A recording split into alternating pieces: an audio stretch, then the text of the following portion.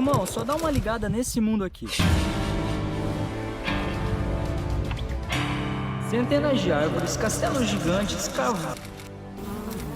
cavernas, dragões, chefes enormes e tudo isso acontecendo praticamente sem telas de carregamento, mano. Mas a pergunta é, como que um jogo desse tamanho consegue rodar na porcaria de um Play 4 de 2013? Como que a From Software criou um mundo aberto sem utilizar a Unreal Engine? Por que o Elden Ring tem essa direção artística tão absurda, mesmo sem possuir os gráficos mais realistas do mercado? E principalmente, mano, como que isso tudo foi programado? Hoje nós vamos abrir o motor gráfico da From Software. Vamos descobrir como que a engine funciona, como que ela desenha cada pixel na tela e como que ela carrega quilômetro de mapa, mano, sem explodir a sua memória RAM. Como a inteligência artificial dos inimigos funciona dentro do Elden Ring. E como que o combate responde em milissegundos. Não chega nem a ser segundos, mano, são milissegundos. E por que o Elden Ring é um dos jogos bem mais otimizados da geração, mesmo utilizando uma tecnologia muito mais antiga do que a gente imagina. Tá bom, vamos tentar desmontar o Elden Ring linha por linha. Mano, antes de entrar na programação do Elden Ring, a gente precisa entender uma coisa. Elden Ring não utiliza o Unity. Elden Ring não utiliza Unreal Engine, não utiliza nem CryEngine e nem Re-Engine. Mano, vai se fuder, eu dei fácil. A From Software, mano, desenvolve a sua própria engine tem mais de 20 anos. Mano, isso aqui funciona tipo como se fosse, imagina uma fábrica de carros. A fábrica que compra de outra fábrica, ou seja, tipo, eu quero ter uma fábrica de carros, porque foda-se, é extremamente mais limitada do que a primeira fábrica,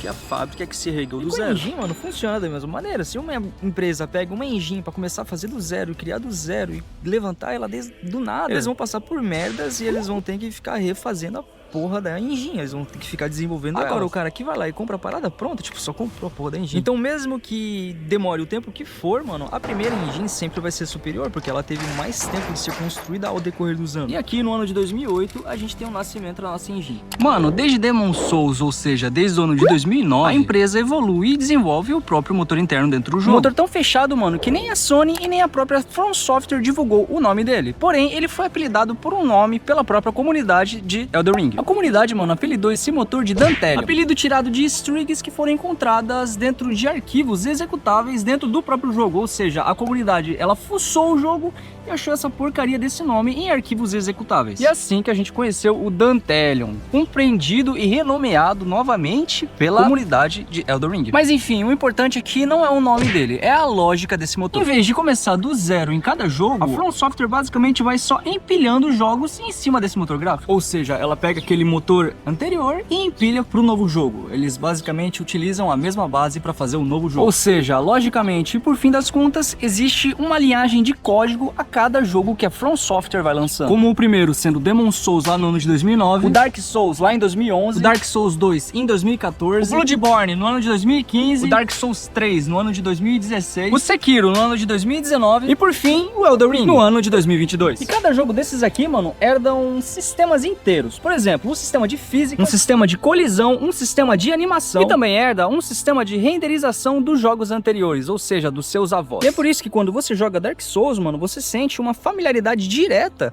com o Elden Ring, porque todos esses sistemas, mano, vêm sendo herdados no decorrer do tempo, no decorrer dos anos e dos jogos novos lançados pela From Software. Tanto o sistema de peso de ataque, ou o jeito que a câmera trava no inimigo, tudo isso, mano, é herdado dos jogos anteriores. Ou seja, todo e qualquer código que apareça em Elden Ring é um código refinado dos jogos anteriores. Mano, esse motor é majoritariamente escrito em C++, que é a maioria das linguagens dos jogos de alta performance e jogos gigantes AAA. Mas por que é majoritariamente utilizada? Por que ela é a linguagem mais usada? Pelo simples fato, mano, que ela te dá acesso direto à memória e processamento do que for escrito nela. Isso, mano, é essencial quando a gente vai rodar um jogo que tem, tipo, dezenas de inimigos, iluminação dinâmica e um mundo inteiro que não vai ficar travando ou vai ficar abaixando a performance. Ou seja, a gente precisa do máximo de acesso possível pra gente conseguir fazer esse jogo rodar. Só que o motor gráfico sozinho, mano, ele não vai resolver tudo o que vai fazer rodar aquele jogo ali. O motor gráfico, mano, precisa de pequenos pedaços chamados middlewares, que são, tipo, fragmentos que vão acabar resolvendo pequenas coisas dentro daquela engine.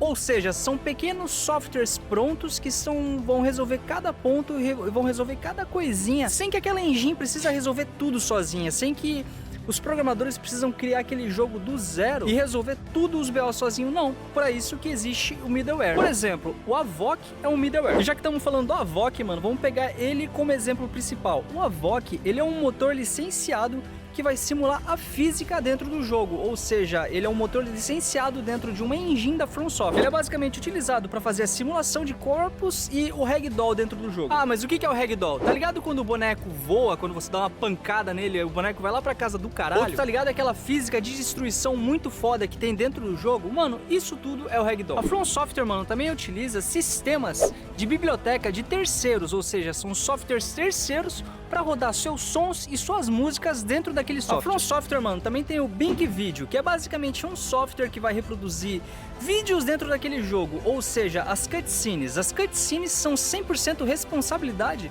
desse Bing Video, mano. A ideia central, mano, quando a gente vai falar de um motor gráfico muito foda ou de um jogo muito foda, mano, é a parte onde é que vocês entendem que um jogo não é só aquela engine e já era, beleza, é 100% propriedade da From Software. Não, mano, a gente tem uma sequência de softwares terceiros, a gente tem designers terceiros, ou seja, o Elden Ring, ele não é tipo um software pronto e já era, tá pronto ali pra você jogar. Não, mano, ele é uma pilha de sistemas que vão se comunicando entre si, vão trocando dados até chegar na perfeição, que é o final da obra-prima, que é o Elden Ring. E é isso que a gente vai tentar destrinchar um pouco hoje, pelo menos para que você entenda da maneira mais simples possível como que funciona o Elden Ring bloco por bloco, como se fosse uma casa construída. Vamos começar com o mundo aberto. Aqui a gente tem o maior salto de software que tem dentro do Elden Ring, que é a questão do mundo aberto. Aqui a gente precisa pensar em um motor que foi feito para um jogo linear, ou seja, fase por fase, e transformar esse motor em um jogo de mundo aberto, ou seja, você pode ir para casa do caralho, você pode ir, voltar, você pode fazer qualquer coisa dentro daquela sem tela de loading, sem coisa atrapalhando você no meio daquele meio período. E tipo assim, isso aqui não é só pegar e esticar aquele mapa, isso aqui é um problema de engenharia de verdade. E esse problema, mano, se resume a uma única pergunta: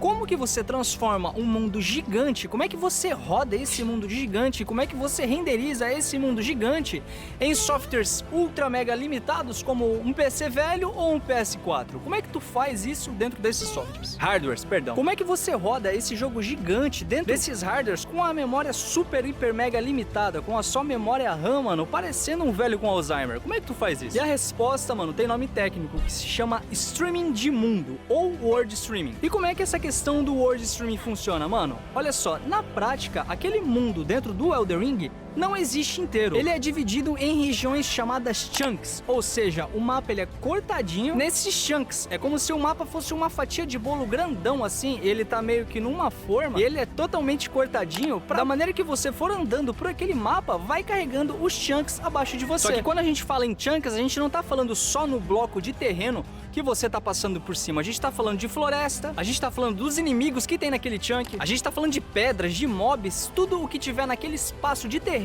é carregado só quando você vai passar por cima dele. E sabe qual é o mais impressionante dessa técnica, mano? Dessa técnica chamada World Streaming? É que na medida que você vai andando pelo mapa, a parte que você passou, ela é descarregada, e a parte que tá vindo, mano, ela já é carregada enquanto você tava passando pela outra. Tu entendeu mais ou menos? Ou seja, enquanto você tá andando em linha grave, o jogo já tá silenciosamente carregando, mano, os dados da cidade vizinha, onde é que você vai ir, e descartando as partes das regiões que você passou por cima. Isso, mano, é o motivo do Elden Ring, ao contrário do Dark Souls, praticamente não ter tela de carregamento. Só quando você usa uma viagem rápida ou você morre, aí você vê uma tela de carregamento, mano, mas durante o jogo isso não existe. Só que o streaming de mundo, mano, ele cria um problema meio que de imediato, que é a posição, que é a aproximação de detalhes dentro do jogo. Mano, se o jogo ele tentasse carregar todas as pedras, todas as árvores, todos os mobs com o máximo de detalhe possível pra deixar o jogo mais bonito pra você, mesmo que longe, mano, nenhum hardware, nenhum computador da NASA aguentaria, nem o computador do Neymar aguentaria essa porra. E aqui que entra a solução chamada LOD, que é Level of Detail, ou nível de detalhe,